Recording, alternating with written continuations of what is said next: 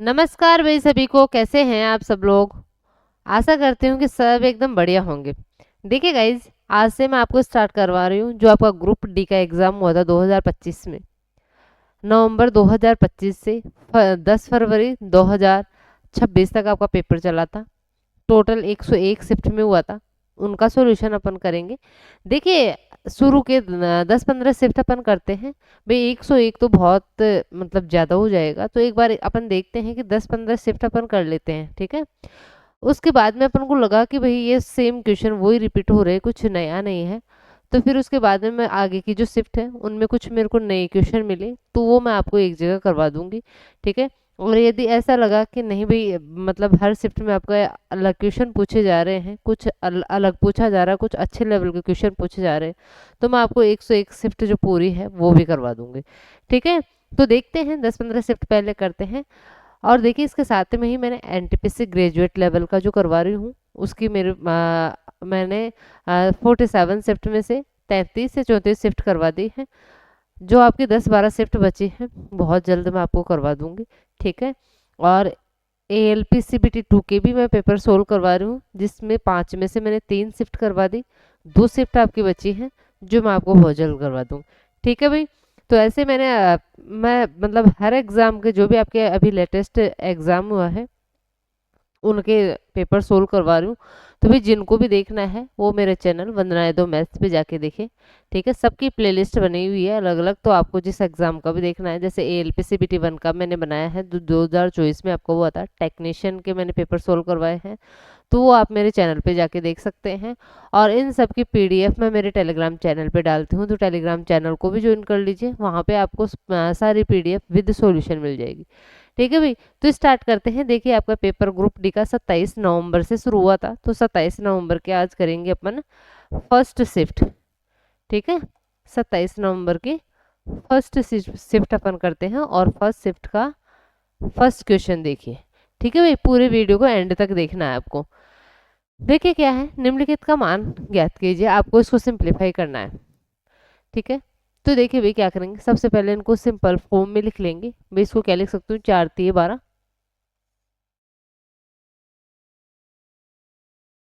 4×3=12, और 12 में एक जोड़ोगे तो 13/4। क्या लिख सकती हूँ, 13/4 भाग, इसको क्या लिख सकते हैं भाई, 4×1=4 और 1=5/4, ठीक ठीक है। यहाँ पे इसको मैं 0.5 को 1/2 लिख लूँ भाई। पॉइंट को हटाओगे नीचे 10, और 10 से 5 को काटोगे, 5 से 10 को काटोगे 1/2 आ जाएगा, ठीक है। अंदर क्या आ जाएगा, 2×2=4 और 1=5/2, और ये आ जाएगा आपका 1/12, ठीक है। नीचे आपका देखो कितना आएगा, नीचे आएगा 5 से इसको काटोगे तो 3, और ये 3 आपका ऊपर चला जाएगा, ठीक है भाई। 3 आपका ऊपर चला जाएगा, तो मैं यहाँ से हटा देती हूँ। ये ऊपर आप 3 को क्या ले लेते हैं अपन, ऊपर ले लेते हैं, ठीक है। तो ये 3 आपका यहाँ आ जाएगा, ठीक है। ये हो गया। अब इसको सोल्व कर लो। देखो, सबसे पहले अकॉर्डिंग टू बोर्ड मास इस वाले कोष्टक को सोल्व करते हैं। छोटे वाले कोष्टक को भी, ब्रैकेट में भी सबसे पहले छोटा कोष्टक सोल्व होता है। इन दोनों को सोल्व करते हैं, तो देखिए एलसीएम क्या आएगा, 2 और 12 का भाई 12 ही आ जाएगा। 2 का भाग दोगे 6, और 6 को 5 से इंटू करोगे 30। 30 में से यदि आपका 12 का भाग दोगे, 12 में एक बार, और 1 को 1 से इंटू करोगे 1, 30 में से 1 जाएगा तो आपका कितना आ जाएगा, 29। कितना आ जाएगा भाई, 29, ठीक है। 29/12 ये आ गया। बाहर 1/2 है, इससे इंटू होगा तो 29 क्या हो जाएगा, ये 24 हो जाएगा। कितना हो जाएगा, इसको लिख सकते हैं 29/24। अब देखिए आपके पास में कितना आ जाएगा भाई, यहाँ पे इस कोष्टक के अंदर 5/4 माइनस 29/24, ठीक है। अब पहले इनको सोल्व करो, तो देखिए सोल्व करेंगे अपन। 24 फिर से इसका एलसीएम आ जाएगा, कितना आ जाएगा, 24 एलसीएम आ जाएगा। 4×6=24 और 6×5=30, माइनस 24 में 24 का भाग दोगे 1, और 1 को 29 से इंटू करोगे 29। मतलब इस यहाँ से यहाँ तक का अपना सॉल्यूशन आएगा, वो आएगा 30 में से 29 जाएगा तो 1/24 आ जाएगा। कितना आ जाएगा, 1/24, ठीक है भाई। यहाँ से लिखो आप 1/24। अब देखिए आपके पास में बड़े वाले कोष्टक में क्या है, 13/4 भाग 1/24, और बाहर है 3, ठीक है। क्या करोगे भाई, मैंने बोल रखा है कि यदि आपका भाग का को साइन है उसके बाद में फ्रैक्शन है तो फ्रैक्शन को उल्टा कर दो, और जो भाग का साइन है, डिवीजन का जो साइन है, वो आपका मल्टीप्लाई में चेंज हो जाता है। मतलब आप क्या करो, इसको तो मल्टीप्लाई बना दो, भाग को क्या बना दो, मल्टीप्लाई, लेकिन 1/24 क्या हो जाएगा, 24/1, जिसको अपन क्या लिख देंगे, 24। अब इसको सोल्व कर लो, देखो अब इसको सोल्व करेंगे तो कितना आ जाएगा, 4×6 = 24, तो ये हो जाएगा 6×3 = 18, 18 को 13 से इंटू करते हैं, 18×3 = 36, 6 6×3 = 18, अरे भाई 18×2 होता है 36, 18×3 = 54, कितना होता है, 18×3 = 54 होता है। तो ये आ जाएगा आपका 4, हासिल में कितना चला चला जाएगा, 5, और 18×1 = 18, और 5 कितना हो जाएगा आपका, 18 और 5 = 23। तो 234 आपका क्या आ जाएगा, इसका आंसर आ जाएगा। तो देखो ध्यान से करना है, अकॉर्डिंग टू बोर्ड मार्क्स चलना है, तो आपका इजीली क्वेश्चन सॉल्व हो जाएगा। ठीक है, नेक्स्ट क्वेश्चन देखिए, क्वेश्चन नंबर है आपका 2। दो संख्याओं का महत्तम समापवर्ती 18 और लघुत्तम समापवर्ती 1512 है। यदि उनमें से एक संख्या 126 है तो इन संख्याओं के बीच का धनात्मक अंतर ज्ञात कीजिए। देखिए भाई, एचसीएफ आपको दे रखा है, एलसीएम दे रखा है, उनमें से एक संख्या दे रखी है, और फिर उनका क्या बोल रहा है, संख्याओं के बीच का अंतर, तो अपन को दूसरी संख्या निकालनी पड़ेगी पहले। ठीक है, तो देखिए आपको एक बात पता रखनी है एलसीएम एचसीएफ में, कि यदि दो संख्याएं आपको दे रखी है तो उन दो संख्याओं का जो प्रोडक्ट होता है, उन दो संख्याओं का जो मल्टीप्लीकेशन होता है, वो बराबर होता है उनके एलसीएम और एचसीएफ के मल्टीप्लीकेशन के। ठीक है, यदि आपको दो संख्याएं दे रखी है तो उनका जो मल्टीप्लिकेशन होता है वो बराबर होता है उनके एलसीएम और एचसीएफ के मल्टीप्लिकेशन के। ठीक है, एक संख्या अपन को दी है 126, दूसरी संख्या को मैं मान लूँ x, बराबर एलसीएम आपको दे रखा है कितना, 1512, और एचसीएफ आपको दे रखा है कितना, 18। इसको सोल्व कर लो। ठीक है, और x की वैल्यू फाइंड आउट कर लेंगे। 18 7 126 होता है, देखो ये 7 बार कट जाएगा, और 7 से यदि इसको काटते हैं, 7×2 = 14, और 7×1 = 7, 7×6 = 42, तो x कितना आ जाएगा अपना, 216 आ जाएगा। ठीक है, x कितना आ गया, 216 आ गया, मतलब दूसरी जो संख्या आई है वो कितनी आ गई अपने पास में, 216। ठीक है, दूसरी जो संख्या है वो आई है 216, पहली संख्या थी 126। इन संख्याओं के बीच का धनात्मक अंतर, मतलब 216 में से आपको 126 को माइनस करना है, तो कितना आ जाएगा, 11 में से आपका 2 जाएगा तो 9, 90 आपका क्या आ जाएगा, इन दोनों का डिफरेंस आ जाएगा। ऑप्शन डी अपना एकदम सही हो जाएगा। ठीक है भाई, तो ये पता रखना है, अच्छे से क्वेश्चन को करना है। देखिए इंपॉर्टेंट क्वेश्चन, उत्तल पंचभुज के शीर्ष क्रम में P00, Q60, R83, S47, T04 पंचभुज का क्षेत्रफल ज्ञात कीजिए। भाई देखिए ज्योमेट्री वो सेम कोऑर्डिनेट ज्योमेट्री से आपका ये क्वेश्चन है। और देखिए जब भी ऐसा क्वेश्चन, चाहे आपका पंचभुज आ जाए, चाहे आपका षष्ठभुज आ जाए, चाहे आपका कोई सा भी आ जाए, आपको यदि उसके निर्देशांक यदि दे रखे हैं सब उनके वर्टेक्स के, तो आप क्या करोगे इस केस में, यदि आपको क्षेत्रफल निकालना है तो देखो त्रिभुज का आपको अपन को पता है कि त्रिभुज का कैसे निकालते हैं, जब तीनों वर्टेक्स के अपन को जो निर्देशांक है वो दिए हुए है तो। ठीक है, तो आपके पास में कितना भी मतलब ये आ जाए, बहुभुज वाला कोई सा भी क्वेश्चन आ जाए, क्षेत्रफल यदि आपको निकालना है तो देखिए क्या क्या करो आप। सबसे पहले तो निर्देशांक देखिए आपको क्या क्या दे रखे हैं, 0 0 6 0 8 3 4 7 0 4। ठीक है, और आप क्या करो, ये तो आपको दिया हुआ, 0 0 को एक बार और लिख लो, 0 0 को नीचे एक बार लिख लो।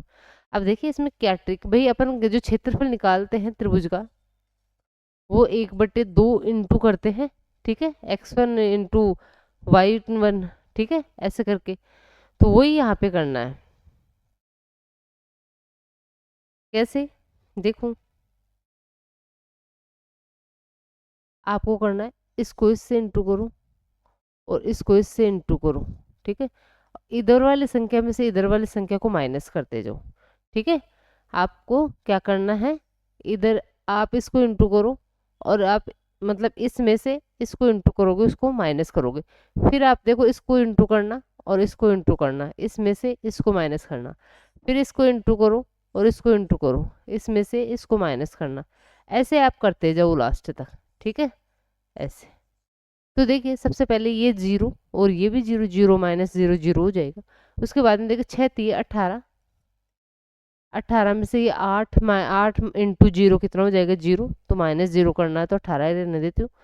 देखो ये कितना हो जाएगा, 8×7 = 56, कितना हो जाएगा, 8×7 = 56 प्लस का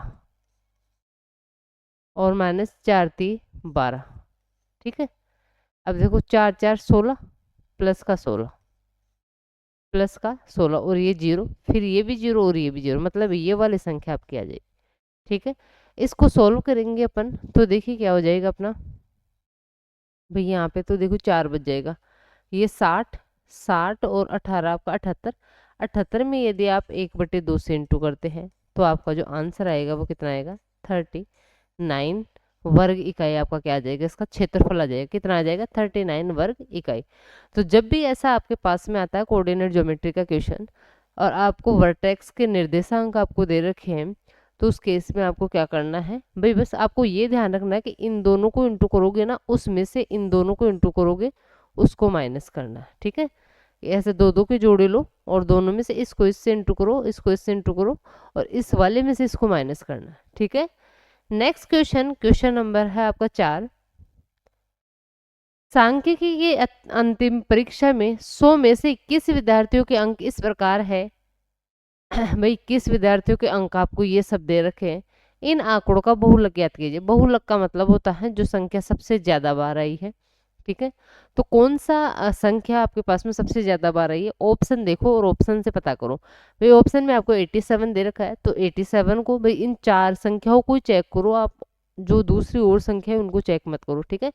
तो सबसे पहले अपन देखते हैं 87 वहां पे तो नहीं है, 87 आपका है क्या, 87 तो कहीं पे भी नहीं है, 87 पूरी संख्याओं में ही नहीं है, ठीक है। तो ये तो नहीं होगा। 84 देखो भाई, 84 वहां पे तो नहीं है, 84 एक तो ये रहा आपका, 84 भी आपका एक ही बार है, तो ये भी नहीं होगा। 83 देखो, 83 एक तो ये रहा आपका और 83 का है भाई, 83 भी आपका एक ही बार आया है, ठीक है, तो ये भी नहीं होगा। अब 85 देखो, 85 आपका एक ये रहा, एक ये रहा और एक ये, हाँ ये रहा, ये रहा। 85 तो आपका 4 बार आ रहा है, तो सबसे ज्यादा बार 85 पे आ रहा है, तो कौन सा, ऑप्शन डी अपना एकदम से हो जाएगा, ठीक है। बहुलक मतलब जो संख्या सबसे ज्यादा बार आई है, ठीक है। तो 85 आपका सबसे ज्यादा बार आ रहा है, यही ऑप्शन हो जाएगा। क्वेश्चन 5 देखिए, एक धातु की छड़ को 3 भागों में, भागों ए बी और सी में विभाजित किया गया है। ए और बी की लंबाइयों का अनुपात 9:20 है तथा सी और बी की लंबाइयों का अनुपात 5:11 है। यदि ए और सी की लंबाइयों के बीच का अंतर 10 सेंटीमीटर है तो धातु की छड़ की कुल लंबाई ज्ञात कीजिए।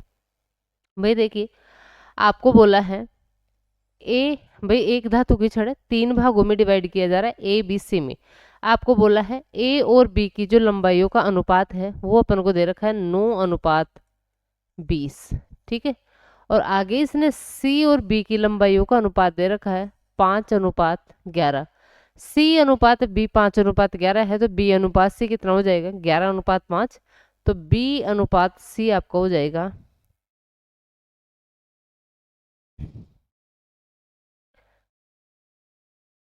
11:5, ठीक है।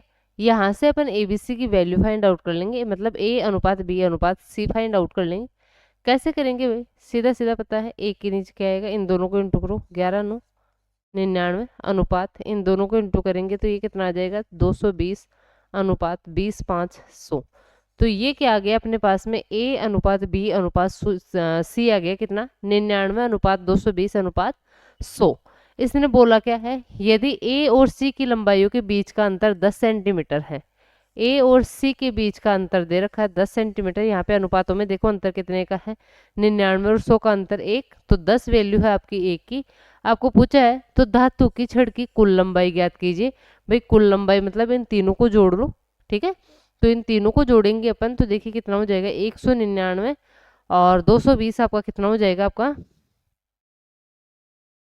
419, कितना हो जाएगा 199 और 220 कितना हो जाएगा 499, तो ये हो जाएगा 499, कितना आ जाएगा भाई 4990 आपका क्या आ जाएगा उसका मतलब उस छड़ की लंबाई आ जाएगी कितनी 4019 आ रहा ना 419 आएगा ना।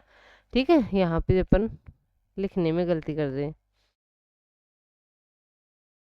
419 आएगा ना इन तीनों को जोड़ेंगे तो। ठीक है, तो 419 से इंटू करो इसको 419 और जब इसको करते हैं तो 4190 क्या हो जाएगा 4190 क्या हो जाएगी छड़ की लंबाई आ जाएगी 4190, ऑप्शन सी अपना एकदम सही हो जाएगा।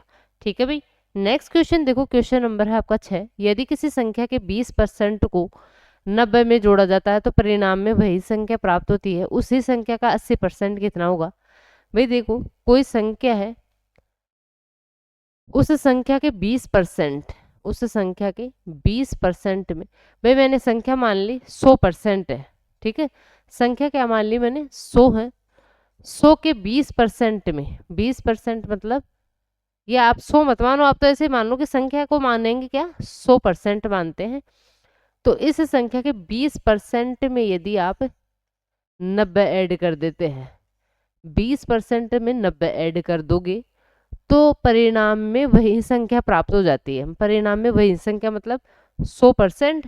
ठीक है, मतलब 100% का यदि 20% में 90 जोड़ दे तो वही संख्या मतलब 100% अपन को प्राप्त हो जाता है। तो भाई इसने बोला क्या है, तो सबसे पहले तो ये बताओ भाई, देखिए परसेंटेज में इन दोनों के बीच का डिफरेंस कितना है 80%। इस 80% की वैल्यू आपकी 90 हो जाएगी क्या, इस 80% की वैल्यू आपकी क्या हो जाएगी 90 हो जाएगी। 20% में आप क्या जोड़ोगे 100% आ जाएगी, 20% में 80% जोड़ दो तो 100% आ जाएगा, लेकिन आपने जोड़ा कितना है 90, मतलब 80% की वैल्यू जो है वो अपने पास में कितनी है 90 है। आपको पूछा क्या है उसी संख्या के 80% कितना होगा, उसी संख्या 100% का 80%, सीधा सीधा आगे कितना है 90 आ जाएगा।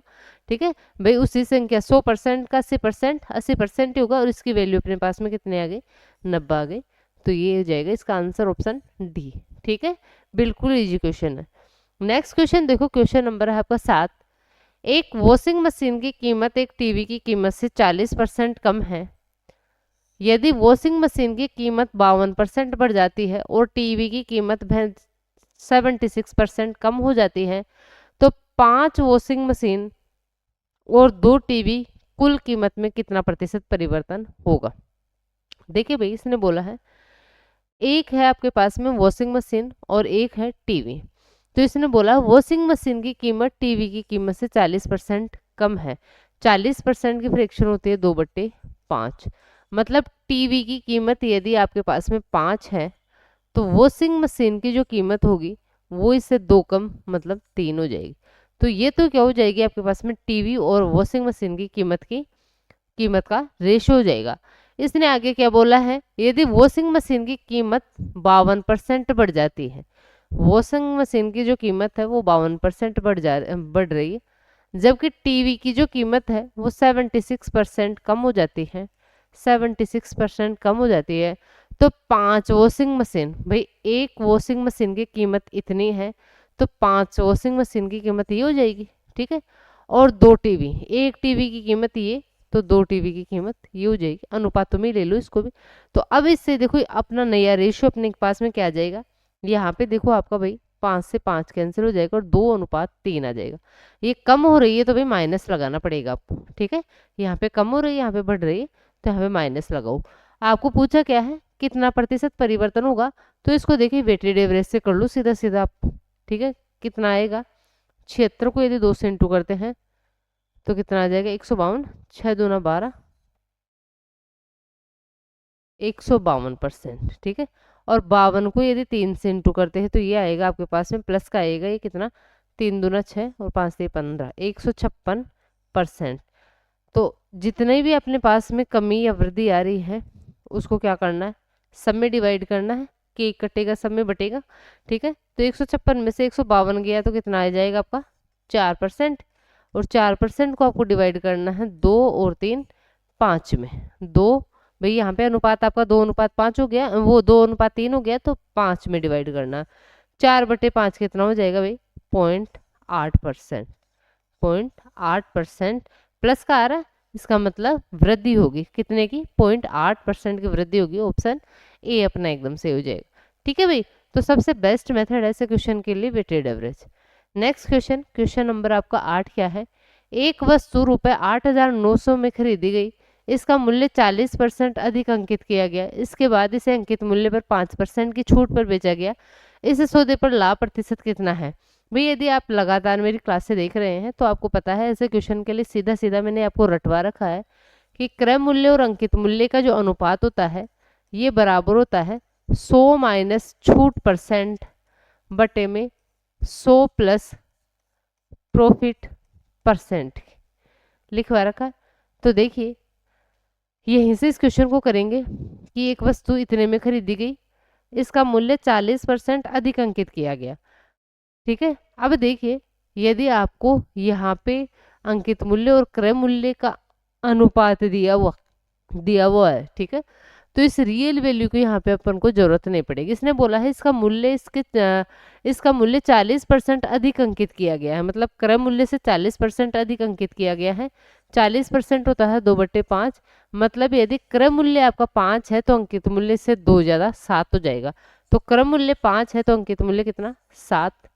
100 माइनस छूट आपको दे रखा है 5%, तो 100 में से 5 जाता है तो डायरेक्ट लिखते हैं 95। कितना आएगा भाई 95। और अपन को पता क्या करना है, लाभ प्रतिशत पता करना है, तो 100 प्लस P%, ठीक है। कर लो सोल्व। 5 से इसको काटेंगे तो ये 19 बार कटेगा, 19 7 133, वही इसको इससे इंटू करोगे तो 19 7 133, मतलब 100 प्लस P% आपका कितना हो जाएगा 133। तो प्रॉफिट परसेंट आपका जो आएगा वो कितना आ जाएगा 133 में 100 चला जाएगा तो 33%। कितना आ जाएगा भाई 33% आपका प्रॉफिट परसेंट आ जाएगा। ऑप्शन ए अपना एकदम से हो जाएगा, ठीक है। नेक्स्ट क्वेश्चन, क्वेश्चन नंबर है आपका 9। डेल्टा का मान ज्ञात कीजिए। भाई आपको इसकी वैल्यू पता करनी है, ठीक है। देखिए 2.2 मतलब ये त्रिभुज का एक साइन बना हुआ है, इसकी वैल्यू फाइंड करनी है। इंटू में है 2.2 प्लस 0.33 इंटू 3/4 माइनस 1/2 और 0.55 इक्वल टू 0.99। तो देखो भाई सबसे पहले तो मैं इन सब में क्या करती हूँ,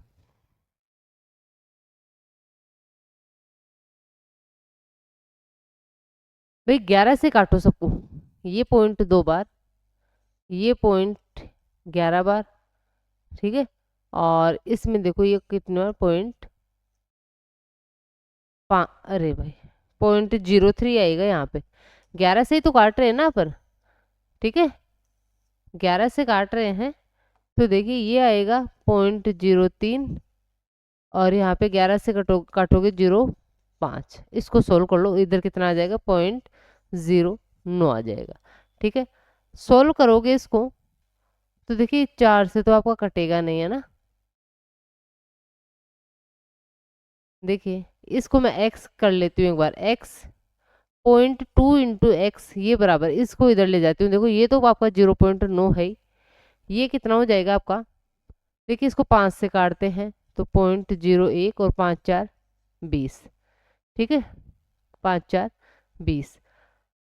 तो देखो या तो यहीं पे सोल्व कर लो इन दोनों को, क्योंकि नीचे इसमें भी 4 आ गया इसमें भी 4 आ गया। तो देखिए अपन एक साथ ही लिख देते हैं, कितना आ जाएगा, यहाँ पे तो है 0.09, कितना है भाई 0.03 को 3 से इंटू करोगे तो 0.09 आएगा और यहाँ पे 0.01 आएगा। तो आपको क्या करना है 0.09 में क्या किसको माइनस करना है, ये आएगा 0.01 को, और नीचे है आपका कितना 4, तो ये आएगा 0.08/4 और इसमें यदि भाग देते हैं तो ये आएगा आपका 0.02। तो इस पूरे की वैल्यू अपने पास में 0.02 आएगी और इधर है 0.09। -0.02। करो सोल्व भाई। देखो सब जगह से आपका, देखो इधर एक पॉइंट ही है, तो आपका ये हो जाएगा 0.07, ठीक है, और ये हो जाएगा 0.2x। इधर पॉइंट को हटाऊंगी तो नीचे 10, और इधर पॉइंट को हटाऊंगी तो नीचे 100। एक बार ये कर लो ना, थोड़ा सा ज़्यादा कंफ्यूजन नहीं होगा अपन को। देखो 2 से काटोगे 5 बार, 7 5 35, ये 5 से इसको काटोगे, नहीं रहने दो, 7 5 35, और 35 में यदि आप 100 का भाग लगाते हैं तो कितना आ जाएगा आपका 0.35। आपकी क्या आ जाएगी एक्स, या आपको जो डेल्टा दे रखा है उसकी वैल्यू आ जाएगी 0.35। ठीक है, तो थोड़ा सा अच्छे से करना है, एक बार थोड़ा ध्यान से करना है, इजी क्वेश्चन है। नेक्स्ट क्वेश्चन, क्वेश्चन नंबर है आपका 10। देखिए क्या है, रुपए 6,800 की राशि पर वार्षिक रूप से संयोजित 15% चक्रवृद्धि ब्याज की दर से 2 वर्षों में प्राप्त मिश्र धन ज्ञात कीजिए। भाई आपको मिश्र धन ज्ञात करना है 15% वार्षिक चक्रवृद्धि ब्याज की दर से। तो या तो रेशियो मेथड से कर लो, या डायरेक्ट आप क्या कर सकते हो, जो अपना फॉर्मूला होता है मिश्र धन इक्वल टू मूलधन इंटू 1+r/100 की पावर समय, उससे भी आप इसको कर सकते हैं। तो देखिए सिंपली अपन फॉर्मूला लगा के इस क्वेश्चन को कर लेते हैं। मिश्र धन बराबर होता है आपका, देखिए मूलधन, मिश्र धन बराबर मूलधन अपन को दे रखा है 6,800 इंटू 1+r/100। आर करोगे 15% और 100 में जोड़ोगे 115। 115/100 को मैं डायरेक्ट लिख रही हूँ 23/20। 115% को मैं डायरेक्ट लिख रही हूँ 23/20, और 2 साल टाइम दे रखा है तो ये दो बार आ जाएगा। ठीक है, सोल्व कर लो। देखिए अपने पास में मिश्र धन डायरेक्ट इस फॉर्मूले से ही आ जाएगा। सोल्व जब करते हैं इसको, देखिए 2 जीरो से 2 जीरो कैंसिल, 4 से जब इसको काटते हैं आप, 4 एकम 4, 4 7 28। देखिए यूनिट डिजिट से हो सकता है कि 7 21 लास्ट में आएगा 3। 3 तो आपका 2 ऑप्शन में है, तो पूरा सोल्व करोगे इसको। 23 का स्क्वायर 529 होता है, 529 को 17 से अपन इंटू करते हैं तो देखिए कितना हो जाएगा, 17 को 9 से इंटू करेंगे 153।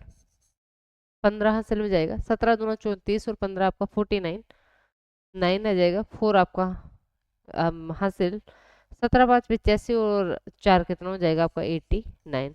तो 8,993 आपका क्या हो जाएगा, इसका मिश्र धन हो जाएगा ऑप्शन सी अपना एकदम सही हो जाएगा। ठीक है भाई, नेक्स्ट क्वेश्चन देखिए, क्वेश्चन नंबर आपका 11 क्या है, एक ठोस लंबवर्ती बेलन का संपूर्ण पृष्ठीय क्षेत्रफल दे रखा है 542 सेंटीमीटर स्क्वायर। इसका वक्र पृष्ठीय क्षेत्रफल इसके संपूर्ण पृष्ठीय क्षेत्रफल का 2/5वें भाग के बराबर है, 2/5वें भाग के बराबर है। बेलन का वक्र पृष्ठीय क्षेत्रफल ज्ञात कीजिए। भाई वक्र पृष्ठीय क्षेत्रफल के लिए बोला है कि ये संपूर्ण पृष्ठीय क्षेत्रफल का 2/5वां भाग है। संपूर्ण पृष्ठीय क्षेत्रफल आपको दे रखा है 542, तो वक्र पृष्ठीय क्षेत्रफल क्या हो जाएगा, कर्व सरफेस एरिया आपका क्या हो जाएगा, संपूर्ण पृष्ठीय क्षेत्रफल का 542 का 2/5वां भाग, 2/5वां भाग। ठीक है, सोल्व कर लो, अपना आंसर आ जाएगा। देखिए क्या करना है, नीचे और ऊपर 2 से इंटू कर लो, तो देखो नीचे आपका 10 बन जाएगा। ठीक है, नीचे 10 बन जाएगा। अब देखिए 4 से इंटू कर लो इसको 542 को, तो कितना आ जाएगा, 4 दूना 8, 4 4 16, 4 5 20 और 1 21, 216। नीचे 10 का भाग दोगे तो कितना आ जाएगा, 216.8 क्या आ जाएगा इसका बेलन का वक्र पृष्ठीय क्षेत्रफल आ जाएगा, ऑप्शन बी अपना एकदम सही हो जाएगा। ठीक है भाई, नेक्स्ट क्वेश्चन, क्वेश्चन नंबर है 12। आयत एबीसीडी के अंदर कोई बिंदु P है, यदि पी ए बराबर 98 सेंटीमीटर, पी बी बराबर 91 सेंटीमीटर और पी सी बराबर 21 सेंटीमीटर है, तो पी डी की लंबाई बतानी है। देखिए भाई एक आयत दे रखा है, आयत के अंदर एक बिंदु है, तो सबसे पहले आयत जब बनाते हैं अपन, तो देखिए ये आपका आयत है, इसके अंदर कहीं पे भी एक बिंदु ले लो आप। ठीक है, मैं कहीं पे भी ले लेती हूँ, मैं ले लिया ये वाला एक बिंदु है P। ठीक है, तो आपको दे रखा है पी ए, भाई आप इसको ए बी सी डी नाम दोगे ना, A B C D, P A P B P C और पी डी। ठीक है, तो जब भी आपको कहीं पे भी वर्त आयत के अंदर एक बिंदु दे, तो देखिए इनमें क्या रिलेशन होता है, जो पी ए का स्क्वायर है, ये पी ए का स्क्वायर प्लस पी ए का स्क्वायर प्लस पी सी का स्क्वायर प्लस पी सी का स्क्वायर, ये बराबर हो जाएगा आपका किसके, ये बराबर हो जाएगा पीबी का स्क्वायर प्लस पीडी का स्क्वायर, पीबी का स्क्वायर प्लस पीडी का स्क्वायर। ठीक है, देखिए अपन को पी ए दे रखा है कितना 98 सेंटीमीटर, तो 98 का स्क्वायर प्लस पीसी आपको दे रखा है 21, तो 21 का स्क्वायर बराबर पीबी अपन को दे रखा है 91, तो ये 91 का स्क्वायर प्लस पीडी स्क्वायर।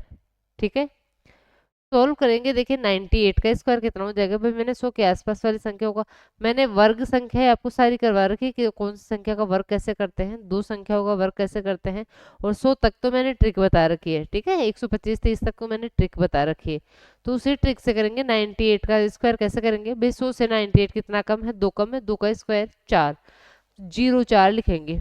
ठीक है, और 98 में से 2 को माइनस करेंगे तो 96, 96 जीरो 4 क्या हो जाएगा, 98 का स्क्वायर हो जाएगा। 21 का स्क्वायर अपन को पता है 441 होता है। 91 का स्क्वायर कितना हो जाएगा आपका, 82 81, 91 का स्क्वायर 82 81 प्लस पीडी का स्क्वायर।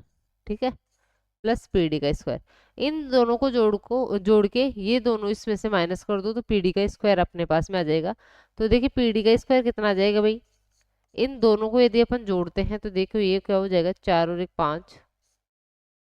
ठीक है, और ये हो जाएगा आपका 4 9 6, वो 6 4 0, मतलब 10 हासिल में एक जाएगा, 10 आ जाएगा।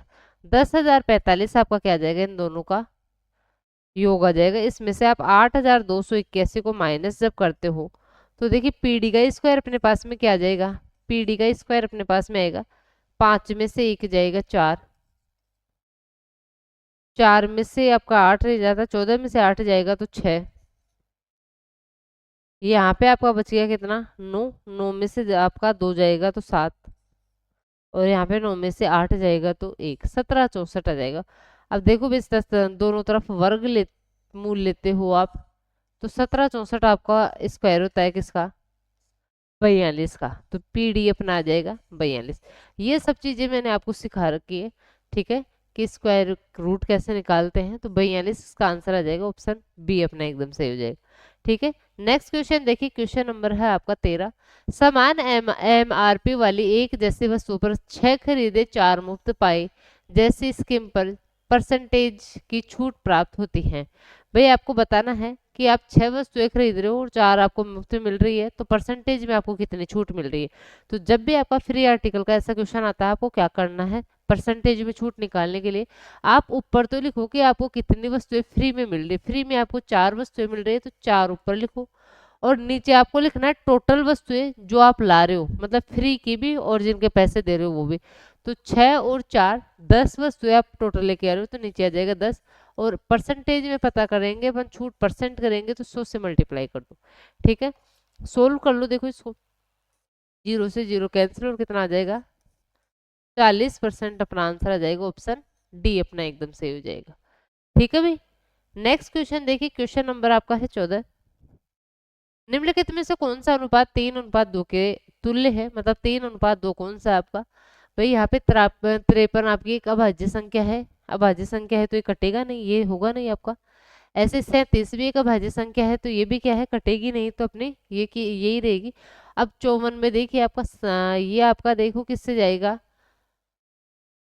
18 दूना 36 और 18 3 54, 18 से काट लो, 18 3 54 और 18 दूना 36, तो 3:2 ही तो चाहिए था ना अपन का, तो ऑप्शन सी अपना एकदम से हो जाएगा, 3:2 अपना आ जाएगा, ऑप्शन सी। ठीक है, नेक्स्ट क्वेश्चन देखिए, क्वेश्चन नंबर है 15। स्मृति 21 किलोमीटर पर घंटे की चाल से शॉपिंग मॉल जाती है और 69 किलोमीटर पर घंटे की चाल से वापस आती है, पूरी यात्रा के लिए उसकी औसत चाल ज्ञात कीजिए। भाई आप डिस्टेंस यदि सेम है आपकी, सेम डिस्टेंस यदि आप 2 चाल से क्या कर रहे हैं, कवर कर रहे हैं, तो आपका जो औसत चाल आएगी वो आएगी, देखिए मैं मान लेती हूँ कि जाते टाइम आपकी चाल है x और आते टाइम चाल है आपकी y, तो औसत चाल आएगी आपकी 2xy बटे में x प्लस वाई।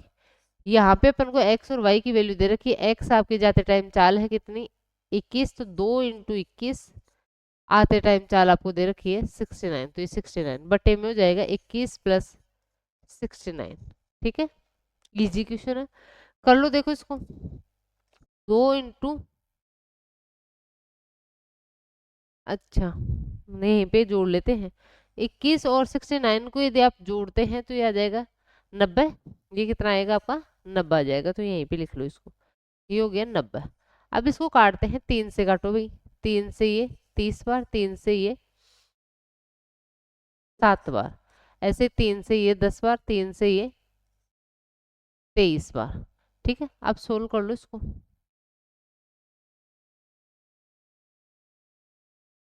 देखिए 7 दूना 14, 14 को 23 से इंटू करते हैं, 14 3 42, हासिल में 4, 14 दूना 28 और 4 कितना हो जाएगा 32, 322। 322 में 10 का भाग देते हो तो 32.2 आपका क्या आ जाएगा, यहाँ पे एवरेज स्पीड आ जाएगी।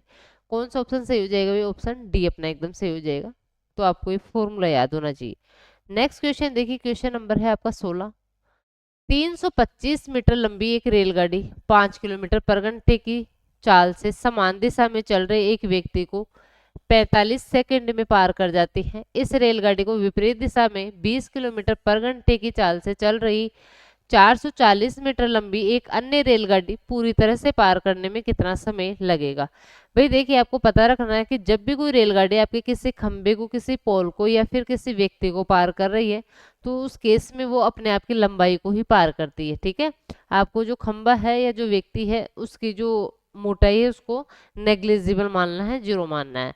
ठीक है, और चाल यदि चल रहे हैं, व्यक्ति चल रहा है तो आप सापेक्ष चाल लेंगे। ठीक है, ऐसे ही यदि दो रेलगाड़ियां आपकी चल रही है या दो रेलगाड़ियां आपकी क्रॉस कर रही है एक दूसरे को, तो लंबाई दोनों रेलगाड़ियों की लंबाई का योग लेते हैं। या तो किसी दो रेलगाड़ियां आपस में किसी को एक दूसरे क्रॉस कर रही हो, या कोई रेलगाड़ी किसी प्लेटफॉर्म को, किसी पुल को इनको पार करती है, तो रेलगाड़ी की लंबाई प्लस पुल की लंबाई लेते हैं। ठीक है, यहाँ पे देखिए पहले केस में जो एक रेलगाड़ी है वो एक व्यक्ति को पार कर रही है 45 सेकंड में। तो भाई देखिए डिस्टेंस कितनी हो जाएगी, 325, दूरी बराबर चाल। अब देखिए समान दिशा में व्यक्ति भी चल रहा है, तो समान दिशा में चल रहा है तो क्या हो जाएगा, चाल क्या आ जाएगी, दोनों की चालों का अंतर आएगा। तो यदि रेलगाड़ी की चाल 5 है तो व्यक्ति की चाल में x मान लेती हूँ कि x किलोमीटर, अच्छा व्यक्ति की चाल बता रखी है 5 किलोमीटर पर घंटा। ठीक है, रेलगाड़ी की चाल नहीं है, व्यक्ति की चाल है 5 किलोमीटर पर घंटा। तो यहाँ से अपन क्या करेंगे, रेलगाड़ी की चाल निकालेंगे। मैंने मान लिया रेलगाड़ी की चाल है s माइनस 5, और देखिए ये आपके मीटर में है, समय आपका सेकंड में है, तो इसको भी आपका देखो किलोमीटर पर घंटा है तो मीटर पर सेकंड में चेंज करना पड़ेगा। तो इसको आपको 5/18 से इंटू करना पड़ेगा, और इंटू में आपका कितना हो जाएगा, समय कितना है 45 सेकंड है। ठीक है, तो अब अपने पास में क्या आ जाएगी, रेलगाड़ी की चाल आ जाएगी। ठीक है, सोल्व करते हैं, 9 से काटो, 9 दूना 18, 9 5 45। ठीक है, 5 5 25, 25 से इसको काटते हो तो 25 से कम 25 और 25 3 75, 13 बार कट जाएगा। ठीक है, और 13 को यदि 2 से इंटू करते हैं, 13 दूना 26, और ये 5 आके 26 में जुड़ेगा, तो ऐसा आएगा आपके पास में कितना, 31 किलोमीटर पर घंटा। मतलब रेलगाड़ी की जो चाल आएगी वो कितनी आएगी आपके पास में, 31 किलोमीटर पर घंटा। ठीक है भाई, अब देखिए ये रेलगाड़ी क्या कर रही है, एक विपरीत दिशा में एक 20 किलोमीटर पर घंटे की चाल से एक दूसरी रेलगाड़ी आ रही है जिसकी लंबाई दे रखी है 440 मीटर। ठीक है, तो इसको पार करने में कितना समय लगाएगी भाई, टी आपको पता करना है, समय आपको पता करना है, क्या हो जाएगा, डिस्टेंस अपॉन चाल। डिस्टेंस कितनी हो जाएगी, दोनों रेलगाड़ियों की लंबाई का योग 325, और 440 को यदि आप जोड़ते हैं तो आपके पास में आएगा कितना, 765। कितना आएगा भाई, 765। टोटल डिस्टेंस कितनी आ जाएगी, 765। ठीक है, ठीक है भाई, और नीचे आपके पास में चाल क्या आएगी भाई, दोनों विपरीत दिशा में जा रही है, तो विपरीत दिशा में जब भी चलेगी तो क्या करेंगे, दोनों की चालों का योग लेंगे। तो इसकी चाल है 31 और इसकी चाल कितनी है, 20 है। 31 और 20 को यदि जोड़ते हो आप तो आता है 51 किलोमीटर पर घंटा। अब वही ये किलोमीटर पर घंटे में है तो मीटर पर सेकंड में चेंज करने के लिए 5/18 से इंटू करेंगे, 18 आपका ऊपर चला जाएगा। इसको सोल्व कर लो, अपने पास में सेकंड में समय आ जाएगा। ठीक है, तो देखिए सोल्व करते हैं इसको, 5 से जब काटते हैं इसको तो 5 एकम 5, 5 3 15, वो 5 एकम 5, 2 बच गया ना, 5 5 25, 5 3 15, 153 बार कट जाएगा। अब देखो 51 को 3 से इंटू करते हैं तो 153 ही आएगा, ये 3, ठीक है। 18 थी, 54, 54 सेकंड में क्या हो जाएगी, वो एक दूसरे को पार कर जाएगी, ठीक है। ऑप्शन ए अपना एकदम सही हो जाएगा, ठीक है भाई। इजी क्वेश्चन है, बस आपको दो कंडीशन दे रखी है। देखिए नेक्स्ट क्वेश्चन, क्वेश्चन नंबर है 17। एक कक्षा के 26 छात्रों की औसत आयु 26 वर्ष है। यदि शिक्षक की आयु भी शामिल कर ली जाए तो पूरे समूह की औसत आयु 27 वर्ष हो जाती है। शिक्षक की आयु ज्ञात कीजिए। देखिए भाई, यहाँ पे 26 छात्रों की औसत आयु आपके पास में 26 वर्ष है, ठीक है, छात्र हैं और औसत आयु है। और 27 छात्रों की औसत आयु आपके पास में कितनी है, 27 है। तो इसका आप तो सिंपल से ट्रिक याद रख लो। आपको शिक्षक की वो चाहिए ना आपको आयु, तो आप देखो क्या याद रखोगे, इसमें से इसको माइनस करो, कितना है, इन दोनों का डिफरेंस 1, और यहाँ पे इन दोनों का डिफरेंस 1 है, ठीक है। आप क्या करोगे, इसको इससे इंटू करो, ठीक है।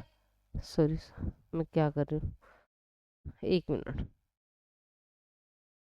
इसको इससे इंटू करो और इसको इससे इंटू करो और दोनों को जोड़ दो, शिक्षक की आयु आ जाएगी, ठीक है। तो 26 को 26 से इंटू करेंगे 26, और 27 को 1 से इंटू करेंगे 27, ठीक है भाई। इस 26 को इस डिफरेंस से इंटू करना, और इस 27 को इस डिफरेंस से आपको इंटू करना है। तो कितना आ जाएगा, ये आ जाएगा आपके पास में 53 वर्ष। कितना आ जाएगा, 53 वर्ष। तो शिक्षक की आयु अपने पास में क्या आ जाएगी, 53 वर्ष आ जाएगी, ठीक है भाई। ऑप्शन ए अपना एकदम से हो जाएगा। इस ट्रिक को अच्छे से आप याद कर लो। नेक्स्ट क्वेश्चन, क्वेश्चन नंबर है आपका 18। सोनिया की शादी 15 साल पहले हुई थी। उसकी वर्तमान आयु उसकी शादी के समय की आयु का 8/5 गुना है। उसकी शादी के समय उसकी बहन उससे 8 वर्ष छोटी थी। उसकी बहन की वर्तमान आयु ज्ञात कीजिए। भाई देखिए, जो सोनिया है उसकी शादी 15 साल पहले हुई थी, और इसने बोला है उसकी वर्तमान आयु, उसकी वर्तमान आयु इसके शादी के समय की आयु का, शादी के समय जो आयु थी उसका 8/5 है। मतलब शादी के समय यदि उसकी आयु 5 थी तो वर्तमान में उसकी आयु कितनी है, 8 है। तो सोनिया की वर्तमान आयु और शादी के समय की आयु का अनुपात अपने पास में आ गया। अब भाई इन दोनों का डिफरेंस अपन को दे रखा है कितना, 15 वर्ष दे रखा है। भाई शादी के समय और वर्तमान में कितना, कितने वर्ष का डिफरेंस आ गया, 15 वर्ष का डिफरेंस आ गया। अनुपातों में देखोगे कितने वर्ष का डिफरेंस है, 3 का, तो 15 आपकी वैल्यू हो जाएगी 3 की। और आपसे पूछा क्या है इसने, उसकी शादी के समय उसकी बहन उससे 8 वर्ष छोटी थी, 8 वर्ष छोटी थी। तो शादी के समय इसकी आयु कितनी थी सोनिया की, इंटू कर लो 5 से, 3 5 15।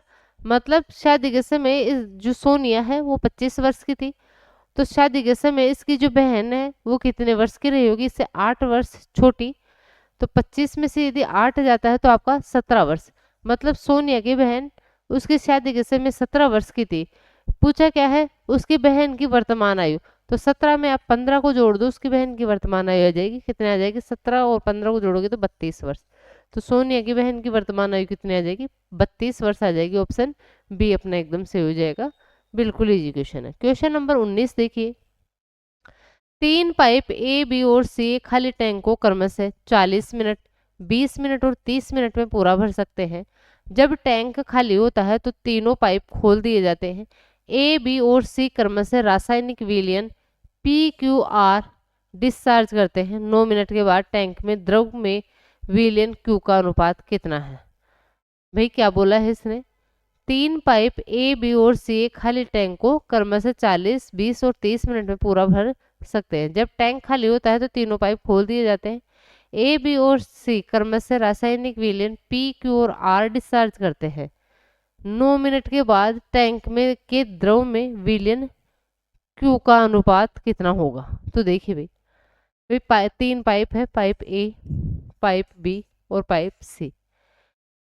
ये खाली टैंक को ये 40 मिनट में भर सकता है, ये 20 मिनट में भर सकता है और ये 30 मिनट में भर सकता है। ठीक है, टैंक की क्षमता पता करेंगे, कैसे करेंगे, इन तीनों का एलसीएम लेके, जो कितना आएगा अपना 120 आएगा, क्या कितना आएगा 120 आएगा। ठीक है, यहाँ से अपने पास में पाइप ए बी और सी की एफिशिएंसी आएगी, 40 का भाग दोगे 120 में कितनी आएगी 3, 20 का भाग दोगे 120 में 20 6 120 और 30 का भाग दोगे 120 में कितना आ जाएगा 4। मतलब जो पाइप ए है वो 1 मिनट में 3 भाग भर सकता है, पाइप बी 20 मिनट वो 1 मिनट में 6 भाग भर सकता है और पाइप सी 1 मिनट में 4 भाग भर सकता है। अब देखिए ये तीनों पाइप, ये जो है वो रासायनिक विलयन पी डिस्चार्ज करता है, ये रासायनिक विलयन क्यू डिस्चार्ज करता है और ये रासायनिक विलयन आर डिस्चार्ज करता है। आपको बोला है 9 मिनट के बाद में टैंक के द्रव में विलयन क्यू का अनुपात कितना है। तो आप पता करो भाई 9 मिनट में तीनों ने मिलके कितना भरा है और पाइप बी ने कितना भरा है। तो आप देख लो कि पाइप बी का भरा हुआ भाग कितना है। तो देखिए भाई 3 मिनट में वो 9 मिनट में जो बी है वो तो भरेगा 54 भाग को, कितने भाग को 54 भाग को। ठीक है, 9 मिनट में 9 मिनट में अच्छा, तो तीनों पाइपों को खोल रहे, तो तीनों पाइपों में से आपका जो पाइप बी है वो कितना भाग भर रहा है 54 भाग भर रहा है। ठीक है, और आपके ये जो तीनों पाइप मिलके कितना भाग भरेंगे, तीनों पाइप मिलके कितना भाग भरेंगे, देखिए 9 इंटू 13, 13 नाम 117। ठीक है, तीनों मिलके 9 मिनट में भर रहे 117 भाग, जिसमें से 54 भाग किसने भरा है क्यू ने। तो आपको यही तो पूछा है ना विलयन क्यू का अनुपात कितना है, तो भाई विलयन क्यू का अनुपात कितना है 54 किस में 117 में। ठीक है, तो इसका रेशियो आप निकाल लो। देखिए किससे 9 से कट रहे हैं दोनों। ठीक है, 9 से कट रहे हैं, 9 6 54 और ये 13 बार कट जाएगा। तो 6/13 भाग को कौन भरता है, पाइप बी भरता है, या कौन सा विलयन क्यू है आपका कितना 6/13 भाग, ऑप्शन बी अपना एकदम सही हो जाएगा। ठीक है, तो कंफ्यूज नहीं हो ना, बिल्कुल इजी वैसा ही क्वेश्चन है। नेक्स्ट क्वेश्चन, क्वेश्चन नंबर है 20। यदि p बराबर 6 q बराबर -3 है तो p cube -3p² plus 3p plus 3q plus 3q² plus q cube का मान ज्ञात कीजिए। तो वे सिंपल, आप तो वैल्यू ही पुट कर दो यहाँ पे। ठीक है, p की वैल्यू रखनी है 6 और q की वैल्यू रखनी है -3। तो 6 का क्यूब कितना हो जाएगा 216 माइनस p का स्क्वायर, मतलब 6 का स्क्वायर 36 और 36 को यदि 3 से इंटू करते हैं तो 108, 36 थी 108 होता है, प्लस 3p मतलब 6 को 3 से इंटू करते हो 6 3 18 प्लस 3q -3 रखोगे q की वैल्यू तो 3 3 9 माइनस का 9। ठीक है, और माइनस प्लस का 3q² है, -3 का स्क्वायर 9 हो जाएगा प्लस का, और 9 को 3 से इंटू करोगे तो 27 और ये आ जाएगा -3 का क्यूब मतलब माइनस का 27। ठीक है, ये आ गया, सोल्व कर लो भाई, देखो कितना आ जाएगा अपना 27 से 27 कैंसिल। ठीक है, यहाँ पे देखो ये इसमें करेंगे तो ये प्लस का 9 बच जाएगा, और 216 में यदि प्लस का 9 करते हैं तो ये 225, 225 में से 108 को माइनस करेंगे तो अपने पास में आ जाएगा, देखो प्लस में आएगा, प्लस में आपका लास्ट में आएगा 7, तो आपका एक ही ऑप्शन है 117 आ जाएगा। ठीक है, प्लस का 117 आपका आंसर आ जाएगा, ऑप्शन डी अपना एकदम सही हो जाएगा। ठीक है, तो पी और क्यू की वैल्यू पुट कर लो। आप यहाँ पे फॉर्मूला बनाने मत बैठो कि यहाँ पे कोई सा फॉर्मूला बन रहा है क्या। ठीक है, आप सिंपल, आपको 6 और 3 ही तो दे रखा है ना, तो आप इसको सिंपल यही रख के कर लो। नेक्स्ट क्वेश्चन देखो, क्वेश्चन नंबर है आपका 21। यदि tan थीटा बराबर है 12/5 तो sec थीटा का मान ज्ञात कीजिए। भाई देखिए tan थीटा आपका क्या होता है, लाल बट्टे कक्का होता है, LAL बटे KKA। तो tan थीटा होता है आपका लंब बटे आधार। तो यदि ये लंब है ये आधार है तो अपन को पता है 5 12 और 13 का एक ट्रिपलेट बनता है। तो यहाँ से अपना जो कर्ण आएगा वो कितना आ जाएगा, 13 आ जाएगा। कर्ण कितना आ जाएगा, 13 आ जाएगा।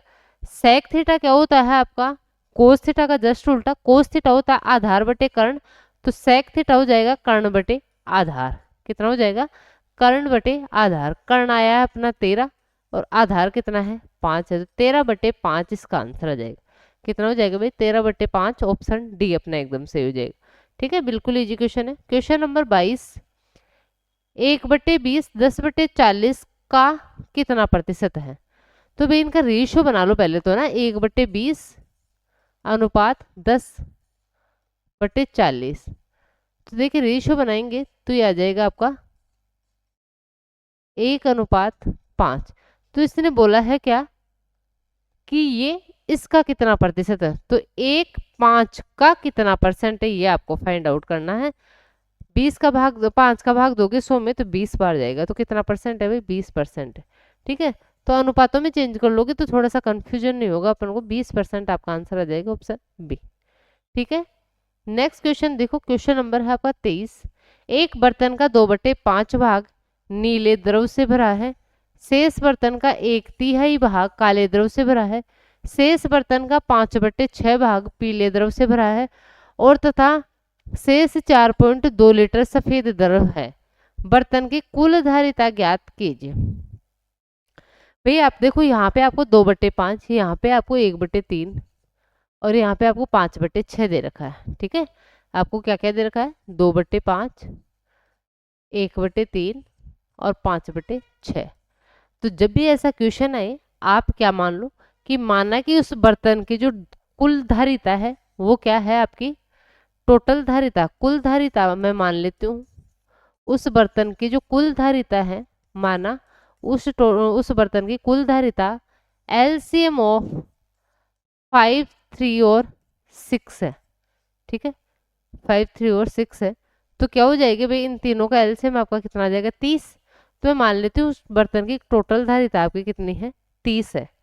अब इसने बोला है इस बर्तन का 2/5 भाग नीले द्रव से भरा है, तो 30 का 2/5 भाग कितना हो जाएगा आपका, 12 भाग।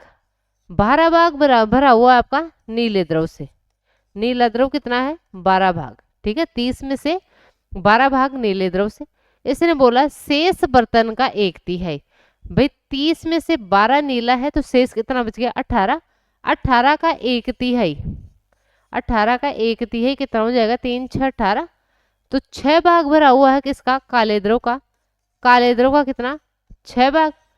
और आगे बोला है शेष बर्तन का 5/6 भाग। शेष कितना बच गया भाई, 18 था, 18 में से 6 आपका चला गया तो 12। तो शेष बर्तन का 5/6 भाग, 5/6 निकालो भाई इसका, देखो 5 दूना 10 भाग। ये 10 भाग भरा हुआ है पीले द्रव का। पीले द्रव का कितना है, 10 भाग। तथा शेष भाग, अब देखिए भाई कितना भर गया, 30 में से 12 + 6 18, 18 + 10 28, 28 भाग भर गया। तो शेष कितना बचा, 2 भाग बच गया, शेष 2 भाग बच गया। और इस 2 भाग की वैल्यू अपन को दे रखी है 4.2 लीटर। तो 4.2 लीटर वैल्यू है आपके 2 की। आपको पूछा है बर्तन की कुल धारिता। बर्तन की कुल धारिता अपन ने 30 मानी है, तो 30 से क्या कर दो, इसको मल्टीप्लाई कर दो। ठीक है, सोल्व करेंगे, पॉइंट से आपका 0 कैंसिल और 2 से काटेंगे तो 21। 21 दिए 63 लीटर क्या हो जाएगी, उस बर्तन की धारिता आ जाएगी 63 लीटर। ऑप्शन सी अपना एकदम सही हो जाएगा।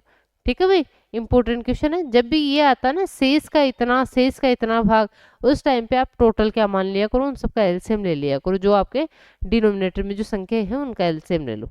ठीक है, नेक्स्ट क्वेश्चन, क्वेश्चन नंबर है आपका 24। एक फल विक्रेता ने 150 आम खरीदे। उसने उन्हें ऐसी कीमत पर बेचा कि 120 आमों का विक्रय मूल्य 150 आमों के क्रय मूल्य के बराबर हो गया। उसका लाभ प्रतिशत ज्ञात कीजिए।